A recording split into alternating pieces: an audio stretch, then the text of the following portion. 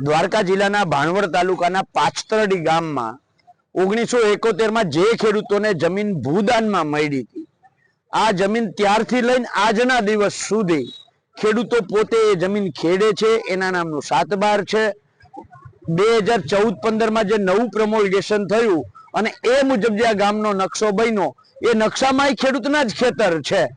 તો આ જ્યુપિટર પેલા જે હતી અને અત્યારે જેની પાસે જગ્યાનો આ દાવો કરી રહી છે ડીસીસી કંપની, આ ડીસીસી કંપનીએ જે તે સમયે આ જે નકશો બન્યો એની લીઝનો, એ લીઝના નકશાની અંદર ખેડૂતના ખેતર ઉપર ઓવરલોપિંગ કરી અને ખેતર બેસાડી દીધું. એમ ખેતર બેસાડી દેવાથી દાવેદાર ન થઈ જાય, પણ અત્યારે આ સરકારમાં બેઠેલા મંત્રીઓ, સરકારમાં બેઠેલા અધિકારીઓએ ક્યાંક ને ક્યાંક આ કંપની પાસેથી રૂપિયાના ચશ્મા પહેરી લીધા છે.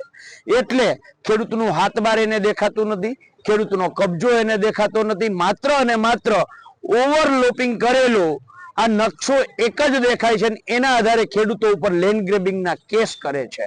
આશ્ચર્ય અને દુઃખની વાત તો એ છે કે લેન્ડ ગ્રેબિંગ કરવા વાળા અધિકારીઓને પાછતરડી ગામની જે સરકારી શાળા છે, આ શાળા ઉપર ઓવરલોપિંગ કરી અને આ કંપનીએ પોતાનો દાવો કર્યો છે.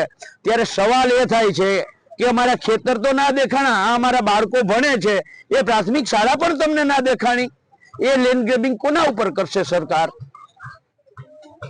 અમે 9 દિવસ ઉપવાસમાં બેઠા, અમારા છોકરાઓને ભણતર બગડાવ, કંપની જબરજસ્તી અમારી જગ્યા લઈ જાય, અમને ન્યાય કોઈ આપતા નથી. હડતાલ ઉપર બેઠા 9 દિવસ, એક જવાબ નથી આવતો. જબરજસ્તી ધમકાવી ડરાવી લઈ જવા માંગે. અમારા ઢોર હેરાન, માલ હેરાન, અમારું વાવેતર બગડે, નથી પાણી વળતું, કઈ નથી થતું, જવાબ કઈ આવતો જ નથી. છોકરાઓ નિશાળીએ બગડા, હાર્યા બધા ભેગા જ.